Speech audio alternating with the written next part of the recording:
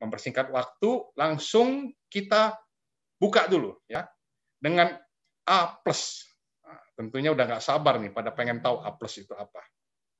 Saya share dulu. Udah keluar? Keluar nggak ya? Keluar, Pak. Keluar, Pak, keluar.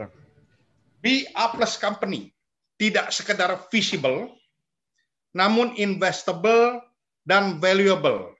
Saya minta rekan-rekan bisa dibantu, Bu Sarah mungkin atau Mas Riko ya, untuk mengadmit rekan-rekan yang masuk ya, karena saya akan melakukan presentasi, tolong diadmit aja. Kecuali kalau dia masuknya kodenya bahasa robot ya, kemungkinan takut itu robot yang mengganggu, tapi kalau dia masih selama namanya normal-normal atau iPhone, Android atau begitu aman-aman aja ya. Kalau dia XXYY, nah itu yang bahaya. Oke, saya lanjutkan. Be A+ company tidak sekedar visible namun investable dan valuable yang didelivery oleh Indonesia Corporate Action Forum. Kalau kita lihat, inilah tahun 2016 ini ya. Kalau lihat di koran Investor Diary 7 Desember ICAF itu hadir, 2016, ICAF hadir di Bursa Efek pertama kali di main ballroom ya. Di situ kalau kita lihat ada foto saya, Tito Loho, foto Pak Tito Sulistyo, foto Riko Bunardi, dan Regi Sukmana, teman kita ya, ICAF, dan di sampingnya adalah Bapak Deputi Menko Perekonomian, saat itu masih Pak Darmin Nasution, Bapak Edi Putra Erawadi. Itulah ICAF itu lahir. Dan kegiatan pertama sosialisasi di main hall bursa sambil melakukan pemencatan bel perdana, pembukaan perdagangan. Nah, ini kita saksikan bersama.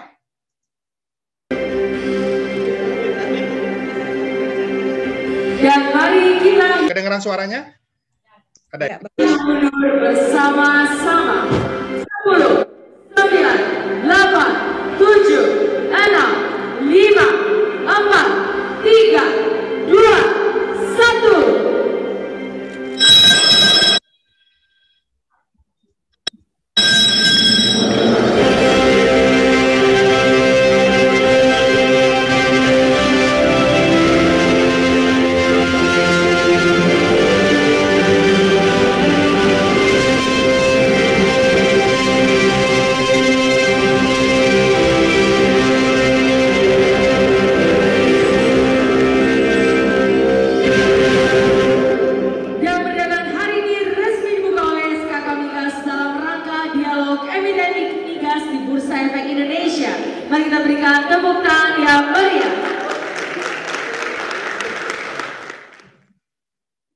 Jadi kalau Bapak Ibu lihat tadi ya, sorry ketutup ini.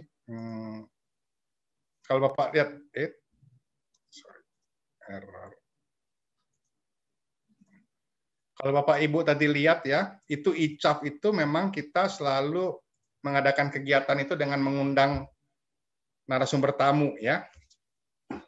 Tadi Bapak Edi Putra Erawadi, yang pertama kita pencet bel, kemudian hampir setahun 2 kali, kemudian kita undang dari SKK Migas, sekaligus kita menggelar dialog emiten ya. Jadi kita undang rekan kita untuk merasakan sensasi melakukan pemencatan bel tanda dimulainya perdagangan di main hall Bursa Efek Indonesia, yang mana kita harapkan nanti sama AP3MI kita bisa buka pencet bel juga perdagangan bersama, mungkin sama rekan dari Jatim 4 ya, dari Malang tadi Pak Suryo.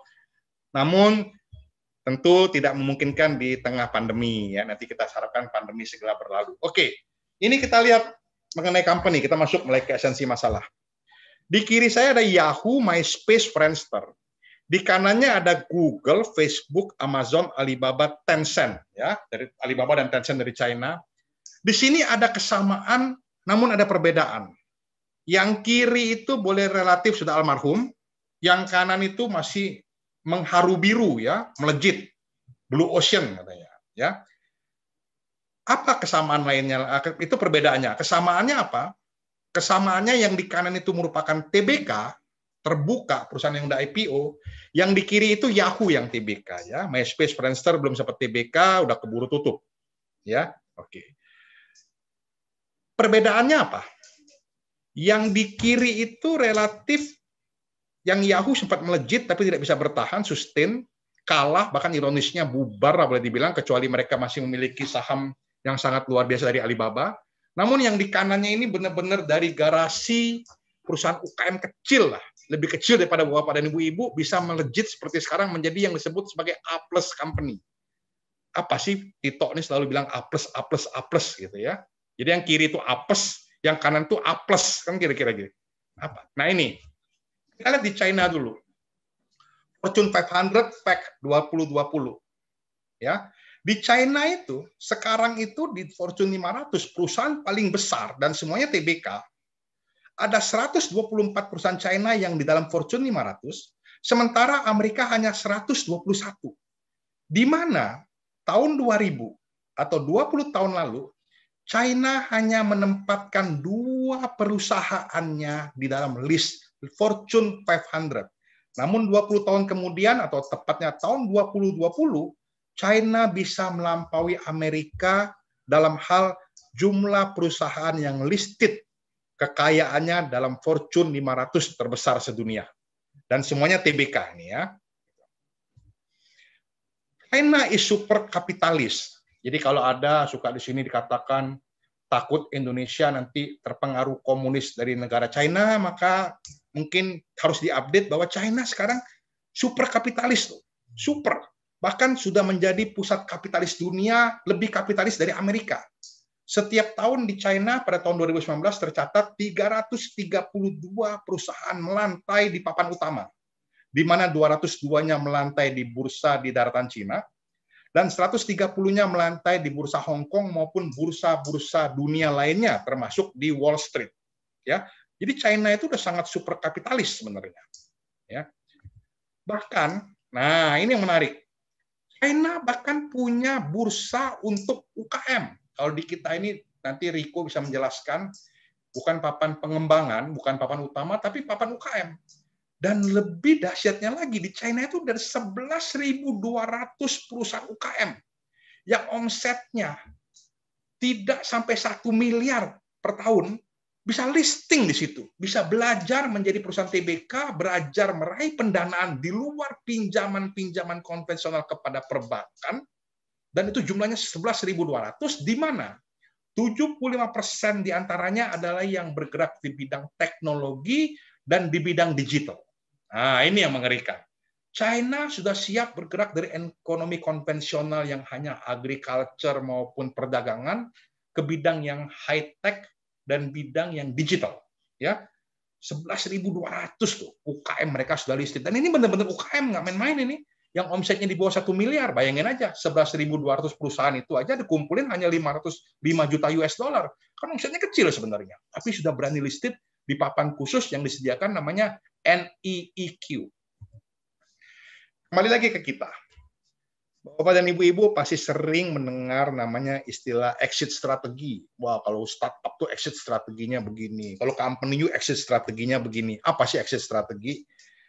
Kemarin saya berkumpul bersama rekan pelaku pasar modal di Hong Kong, Singapura ya, dan Shanghai. Kita berjumpa secara virtual, kita banyak bertukar pikiran. Jadi exit strategi bayangkan saya seperti ini. Kalau Bapak dan Ibu punya perusahaan, apa sih arti perusahaan tersebut bagi Bapak dan Ibu-Ibu? Kita lihat gambar di kiri. Ini sepasang suami istri raja ini ya. Jadi ada yang menganggap perusahaan itu seperti istri.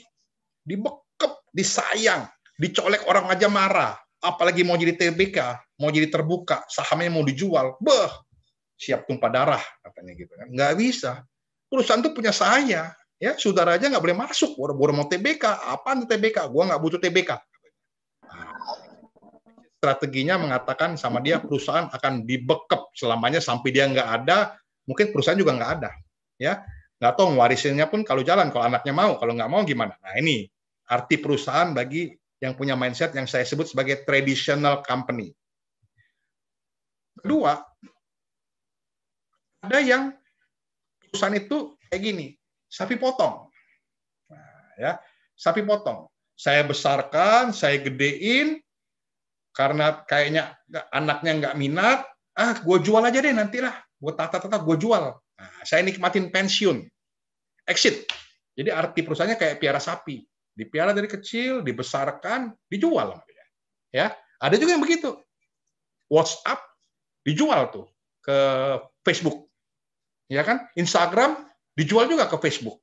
Dibesarkan, usernya banyak, value-nya tinggi, dijual, dilepas. Ada yang begitu? Ada. Ada ya. Dulu Kaskus dilepas ke grupnya Jarum misalnya Indonesia ya. Ada yang begitu. Silakan, itu exit strategi juga. Ada lagi yang exit strateginya kayak miara anak atau merawat anak perempuan, bukan miara, merawat anak perempuan. Dibesarkan, dicantikin ya, setelah dewasa dicari pangeran yang akan meminang sang pujaan hati. Nah, diserahkan.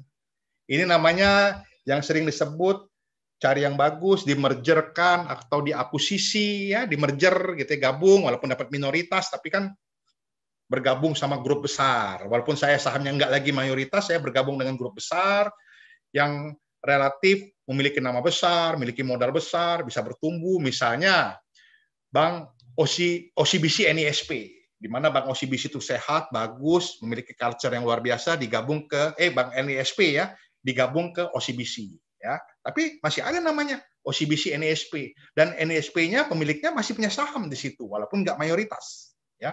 Oke. Nah, ada lagi yang terakhir.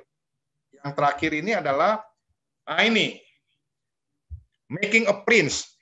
Saya didik anak saya kasih ilmu, saya dampingin sehingga anak saya bisa menjadi luar biasa. Itulah kata si George Bush senior. Sehingga George Bush senior ini yang presiden satu periode berhasil membuat atau mendampingi George Bush junior yang 2 periode malah jadi presiden. Nah, ini the prince ya. Tergantung Bapak-bapak dan Ibu-ibu memandang perusahaan itu sebagai apa. Apakah yang pertama, kedua, ketiga, keempat. Nah, itu tergantung masing-masing memilih jalan masing-masing. Ya. Isu utama. Ada 4 fenomena problem. Pertama, nambah dagang utang nambah besar. Ya aset tambah besar, tapi kok utang tambah besar ya? Utang bisnis tambah besar, semua aset tergadaikan. Kayaknya kalau dihitung-hitung kok kit-kitan sebenarnya ya. Capek doang nih gitu. Lalu kedua, mungkin lelah dengan fenomena one man show. Capek nih gua one man show, kalau nggak ada gua nggak jalan. Kantor kalau gua nggak ada urus, aduh kacau balau tuh kantor. Aduh, ini sering Bapak rasakan mungkin ya. Ketiga, ada juga mungkin yang mengalami bisnisnya stagnan ya. Udah nggak tumbuh lagi, ya gitu-gitu aja. Omsetnya gitu-gitu aja, produknya gitu-gitu aja, labanya gitu-gitu aja gitu ya. Ada lagi yang keempat yang dialamin mungkin kisru manajemen keluarga besar. Awalnya diurus oleh 3 bersaudara ya, 1 urus marketing, 1 urus pabrik, 1 lagi mungkin urus SDM. Tambah lama ponakan masuk ya, ponakan punya mantu dan lain sebagainya, lama-lama cewek-cewek ribut kisru. Yang tadinya ngambil satu keputusan dengan 3 bersaudara enak, sekarang ada ipar, ada mertua, macam-macam kusut. Nah, ini sering dirasakan ya. Oke. Sekarang kita lihat, Bapak dan Ibu-ibu, ini bisa kita refleksikan ke perusahaan kita ya. Ada 4 kelas perusahaan. 1 yang disebut sebagai level C, saya warnain merah, rugi membara. Nah, mungkin di era COVID ini banyak nih yang rugi membara nih. Tapi mungkin nggak COVID juga banyak yang rugi membara ya. Lalu kemudian ada kelas B, laba, tapi tipis ngepas saja lah. Laba, tipis tapi ngepas saja. Ada yang kelas A, labanya bagus labanya. Hijau, makanya saya kasih warna hijau, rapotnya hijau. Ada yang kelas blue ocean nih, A+, labanya bagus, bahkan punya valuasi berlipat-lipat perusahaannya. Jadi ada 4 kelas ya. Nah, kita bisa merefleksi kita kelas yang mana sih. Nah, kita masuk dikit nih ke dalam. Visible, investable. Apakah yang visible harus investable? Apakah yang investable harus visible? Ada yang tahu nggak ini foto siapa nih? Ada yang tahu? Coba silakan kita refleks, relax dulu. Silakan jawab, foto siapa nih? Mbah Lindu. Siapakah beliau? Mbah Lindu. Waduh, jago kuliner itu yang ngomong itu. Siapa yang jawab tadi ini? Orang Jogja, Mas. Lu pantesan. Oke, betul itu jawabannya ya. Jadi beliau merupakan legenda daripada gudeg waktu beliau meninggal tuh banyak yang kehilangan tuh. Ya, luar biasa gudeg. Laku banget, dirindukan oleh bukan orang Jogja tapi orang Jogja dan orang Indonesia yang di luar Jogja. Sangat menguntungkan, jamin. Tiap hari duit cash, bisnisnya sangat menguntungkan, legend, punya pelanggan. Visible nggak? Sangat visible. Visible banget, sangat untung banget kok, visible kok. Jual makanan lagi, siapa yang nggak mau makan? Namun pertanyaan saya, investable nggak? Ayo, investable nggak kira-kira? Silakan jawab. Ayo, ada rekan-rekan? Investable nggak kira-kira bisnisnya ibu kita ini? Enggak. Kenapa nggak? Ayo. Karena apa ya? Resep sama ininya ada di kepalanya si Mbah. Oke. Betul, 100%. Tepat banget. Bahkan bukan cuma hanya resep, jualannya aja sendirian, udah seumur gitu loh. Masih ngeracik tuh. Masih duduk gitu ya. Coba kalau mbak kita sakit masuk angin, waduh udah bingung deh dagangnya deh. Gimana tuh? Siapa yang nyampur gitu ya? Oke. Nah, investable itu apa? Ciri-cirinya. Ada sistem mekanisme kerja organisasi. Itu ciri-ciri investable. Orang mau invest kalau ada sistem mekanisme kerja di suatu organisasi. Kalau nggak ada, orang nggak mau invest. Nah, apa itu? Itulah yang disebut sebagai marketing mechanism. Ya, marketing mechanism adalah suatu badan usaha, suatu organisasi bisnis yang punya mekanisme. Kita sebut sebagai marketing mechanism. Jadi gimana? Kita lihat parameternya. Sebuah usaha yang investable itu pertama dia umumnya punya market share. Berapa besar pun dia punya market share, dikenal lah di pasarnya. Ya. Di dunianya dia dikenal. Dia punya leadership dan teamwork. Ada leadership dan teamwork. Kalau ada leadership itu artinya ada pemimpin, teamwork itu ada organisasinya yang bisa untuk menjalankan misinya. Dan dia profitable, dan dia punya cash flow. Ada yang cash flow-nya besar, profitnya kecil, angka persentase, tapi cash flow-nya gede, bagus juga. Ada yang modelnya ngejar profitable, cash flow-nya mungkin nggak terlalu besar, profit banget gitu. Ada yang dan dia punya customer, punya pelanggan. Dan dia punya business network, punya supplier, punya jejaring ya dalam bisnisnya, dan dia punya reputasi branded ya dan punya pengalaman ya dan lain-lain. Kalau Bapak dan Ibu-ibu bisnisnya punya hal-hal seperti ini, artinya usaha Bapak dan Ibu-ibu sudah investable. Sudah investable. Tapi kalau dari 7 ini kok kayaknya nggak punya, waduh, itu baru tahap sellable, baru bisa jualan. Bisnis juga, bisa untung juga, tapi baru level jualan. Kayak ibu yang jual gudeg tadi. Ya, oke. Dalam marketing mechanism, ada matematik yang sangat-sangat anak kecil juga ngerti. Profit. Profit itu apa sih? Sales kurang cost. Udah itu aja, nggak ada lain. Ilmu gampang banget gitu loh. Sehingga kalau bapak dan ibu-ibu mau naikin profit, maka pilihannya cuma 2. Salesnya naik atau cost-nya turun. Nggak ada cara lain. Ya.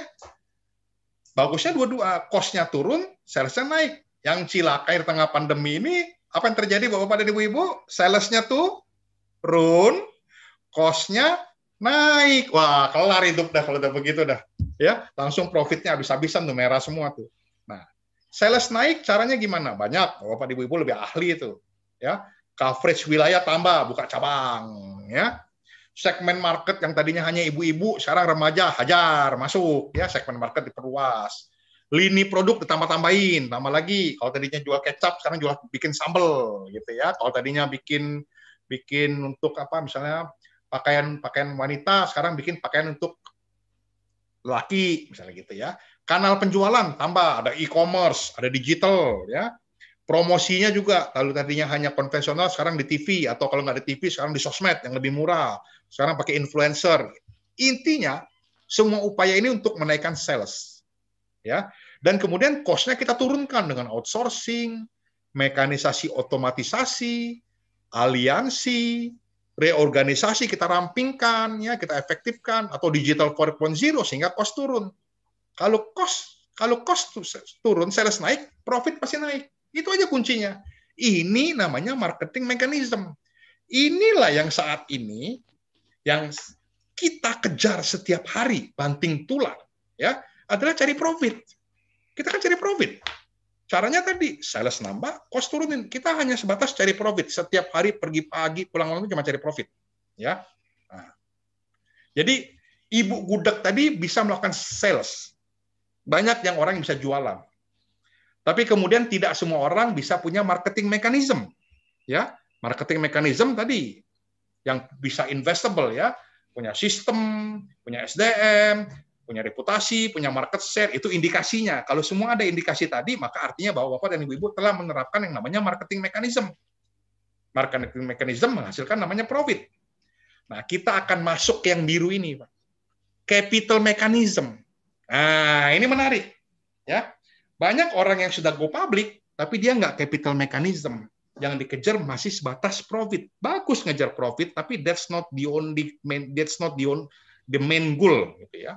Capital mechanism. Ketika bicara capital mechanism, kita akan bicara mengenai valuasi. Hati-hati. Ngomongnya udah beda nih bahasanya. Kita nggak lagi ngomong bahasa profit, tapi kita bicaranya masalah valuasi. Valuasi Google berapa?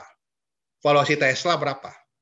Valuasi Facebook berapa? Alibaba berapa? Kita bicara masalah valuasi. Kita nggak lagi bicara mengenai profit. Profitnya Google berapa sih? Profitnya Astra berapa sih? Nggak. Kita bicara mengenai valuasi. Ini metode valuasi, nanti Pak Felix yang akan membedah, saya nggak akan bedah di sini karena beliau ada lebih ahli. Ya. Oke, intinya valuasi itu adalah net profit dikali rasio, X, angka X. Ya, valuasi adalah net profit ya, bukan gross profit, net profit kali suatu angka X. Jadi di sini Bapak Ibu-ibu lihat, rumusnya udah berubah. Ya, saya agak back dulu, ya, ini ya. Profit adalah sales kurang cost. Di sini masih memakai kurang atau tambah kurang. Tambah dan kurang. Ya. Kurang itu tambah dari fungsi tambah dan kurang. Profit sama sales cost. Ini namanya marketing mechanism. Camkan, ini penting. Bicara valuasi, itu udah bicara kali, Pak. Kali-kalian. Jauh lebih besar dibanding tambah-tambah kurang-kurangan. Nah ini filosofi intinya. Ketika kita bicara mengenai valuasi, kita udah bicara suatu perkalian. Ini penting. Oke. PI rasio di perusahaan TBK. Aneka Tambang itu 47 kali untung nilai perusahaannya. Valuasinya. Nah, kita udah bicara. Saya nggak tanya lagi Aneka Tambang untungnya berapa. Nggak. Total valuasi nilai Aneka Tambang adalah 47 kali. Bank BCA TBK itu 30 kali. Bank Mandiri 18 kali. Tesla itu valuasi perusahaannya 1076 kali loh profit dia. Amazon 73 kali, Alibaba 24 kali. Jadi kita udah bicara valuasi. Pertanyaan saya sebenarnya begini. Bapak dan Ibu pasti tahu profit usaha Anda berapa. Harian, bulanan, per kuartal, tahunan pasti tahu profitnya. Pasti tahu banget. Walaupun mungkin karyawan nggak tahu ya, bosan simpenin profitnya. Tapi Bapak dan Ibu ditanya, berapa sih nilai valuasi perusahaan lu? Nah bingung. Kalau TBK gampang, lihat di indeks kan, lihat di saham. Bapak dan Ibu bingung, udah mulai ngitung harga tanah gue berapa. Tapi kan barang gue ada merek nih, merek gue ngetop nih. Ada harganya dong, merek dong, berapa? Nggak tahu gitu loh. Ya, ada resepnya, tadi katanya Bu Gudeg ada resep. Resep tuh ada harganya berapa? Nggak tahu harganya berapa. Nah, jadi masalah ya. Kita lihat ini ya, kalau Bapak dan Ibu lihat laporan dalam suatu buka website apapun, ini ada kata-kata PER nih, PE rasio, inilah net profit rasionya ya. Tesla ini 1076 kali, terakhir kemarin ya, 1076 kali, PE rasio, saya lihat ini aja langsung. Oh, 1076 kali.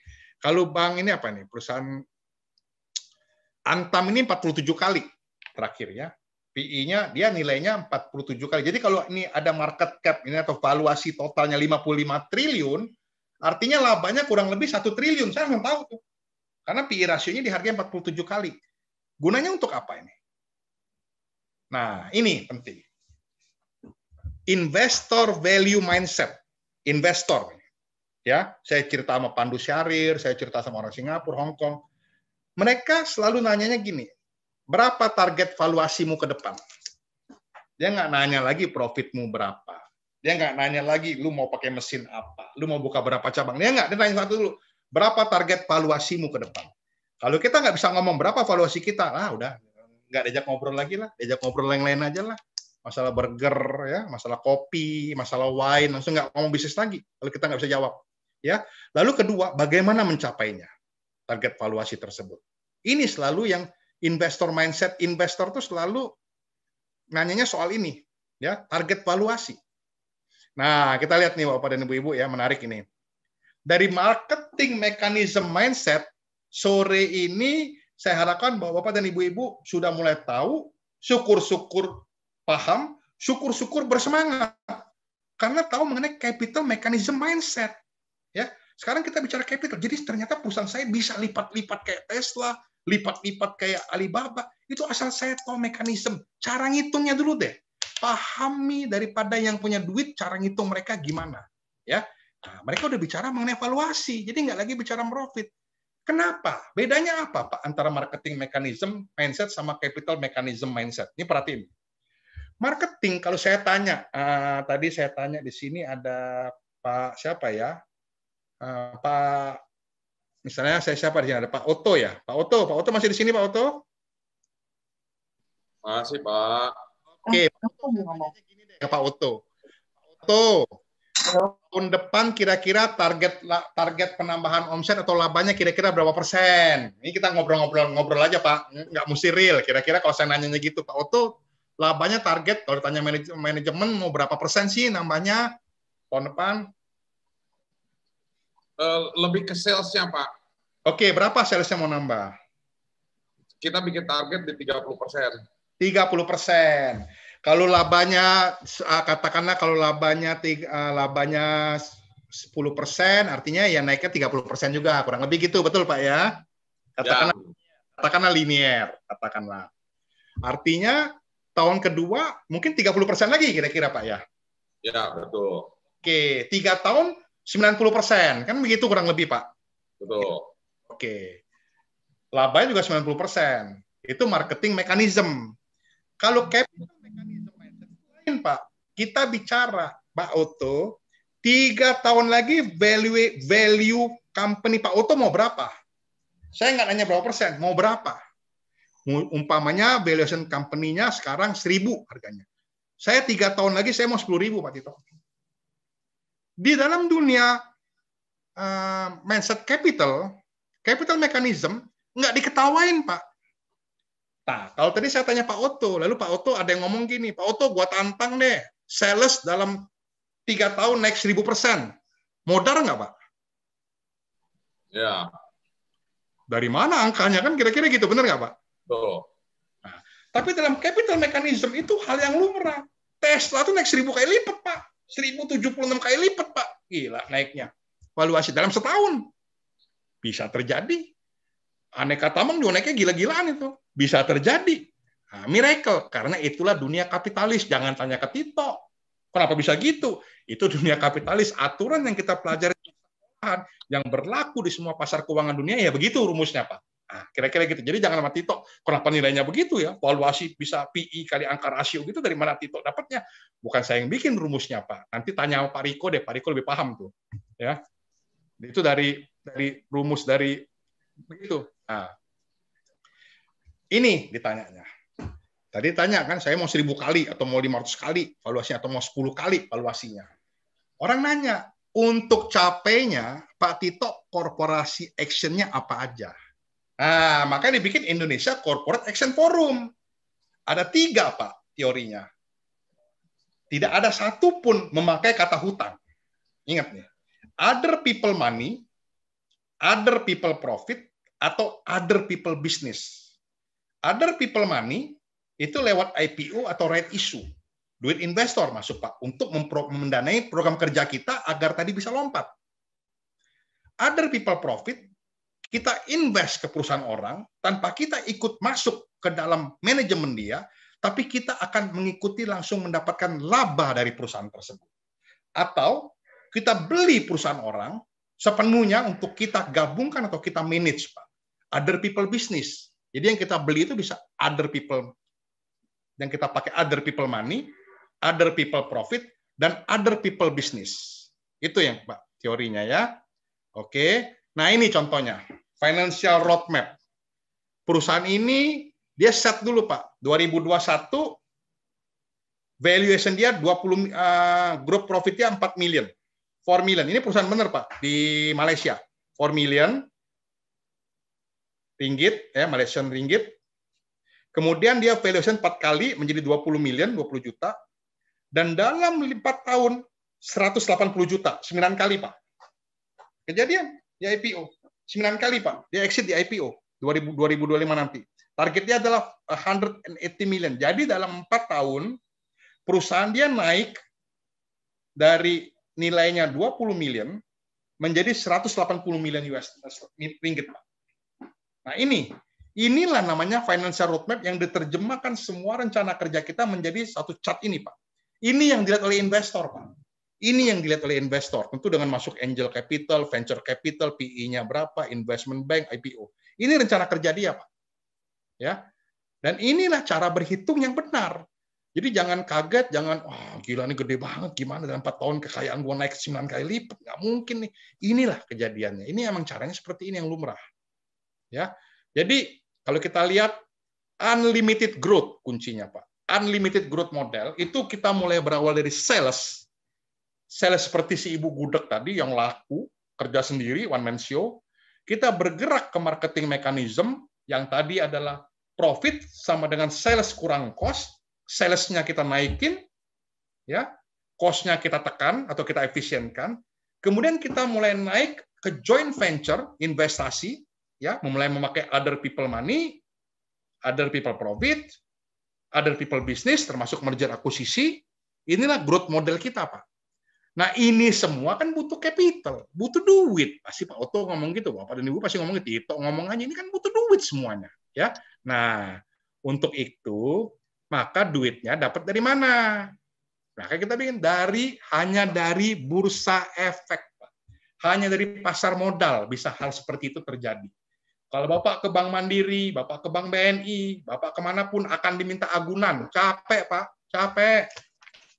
Hanya di pasar modal tadi yang Bapak main angka kayak tadi, bisa keluar keinginan Bapak. Nah, contohnya, baru nih, PT Tower bersama Infrastruktur TBK menyiapkan anggaran ekspansi 6 triliun loh Pak. Dia mau beli 1000 tower, 1000 menara yang sudah ada, punya siapapun itu. Beli. Dia nggak bangun, dia beli. Duitnya duit publik. Astra Pak, investasi, dia nggak kendalikan Gojek, dia nggak cawil, dia nggak taruh direktur, dia invest Pak. Dia mau menikmatin laba Gojek, apalagi nanti kalau Gojek IPO 3 triliun. Ini Bumi Resources Pak, company yang kadang-kadang agak dirasakan ya katanya Bumi Resources nih Bumi Group lah kurang bagus dan sebagainya. Tapi Bapak lihat, baru melesat Q1 90% langsung mau bidik akuisisi Pak. Dan ada investor yang mau mendanai karena ada TBK. Karena emang begitu mainnya Pak. Investor senang Pak. Dengan 3 klausel ini senang investor, Pak. Ada mau ekspansi, ada mau suntik investasi, ada yang mau akuisisi. Investor senang, Pak. Duit di dunia ini berlimpahan, Pak. Kebingungan naruh duit. Di Jepang aja bunganya 0. Orang udah bingung, Pak. Triliun of US dollar ada di pasar di pasar apa di pasar keuangan atau pasar modal seluruh dunia, Pak. Bingung nyari mau naruhnya di mana. Nah, contohnya ini SAP Express ini kurir ya. Saya lihat dia bagus ini sahamnya nih. Tidur, naik, sekarang naik, agak turun lagi, nanti dia mau naik lagi nih, dia mau trigger naik lagi, dia bikin rencana kerja, Pak. Dia mau buka cabang, dia mau punya gedung agar bisa proses packaging dan bisa sewakan ke pihak lain, lalu menjadikan seluruh kantor cabang yang ada sebagai hub, lalu mau bikin model franchise dan buka counter sendiri, lalu mau e-commerce. Ini rencana kerja. Dari mana duitnya? Dia aksi korporasi, Pak. Dia anggarkan dulu 50M, ya, dari other people money. Nah, ini kondisi finansial dia nyajikan bahwa profit gue ada segini loh. Nah, sales gue naik, profit gue naik, sehingga based on itu tadi, dia mau PE rasio, valuasi, dia udah main di sini, Pak. Nah, ini kira-kira kalau sudah TBK, memiliki valuasi, ini kan valuasi nih dari bursa saham, nah, dia bisa main, bisa naik, Pak. Investor akan senang begitu naik. Begitu turun, sedih. Belum tentu, Pak. Investor mulai collect lagi, karena dia pernah sejarahnya naik, kan. Nanti begitu turun sini, rencana kerja jalan, dia naik lagi di sini. Nah, investor panen, Pak. Saham yang kayak gini, Pak, nggak naik, nggak turun, investor juga nggak happy. Makanya investor butuh selalu corporate aksi ya dari perusahaan TBK. Nah, jadi kuncinya apa sih, Pak? Valuasi. Jadi kalau Bapak nggak divaluasi, nggak mengalami namanya penilaian akan usaha Bapak, kita nggak lagi bicara hanya semata iklan tanah berapa, NJOP berapa, nggak. Tapi valuasi perusahaan itu adalah kuncinya untuk kita unlimited grow. Ya. Nah ini dari B, A+ company, company yang bergerak dari sales ke marketing mechanism dan melanjut ke capital mechanism bersama ICAP Academy. Nah, kira-kira itu Pak presentasi saya. Dari saya, kira-kira itu mungkin bisa menginspirasi dan menyemangati.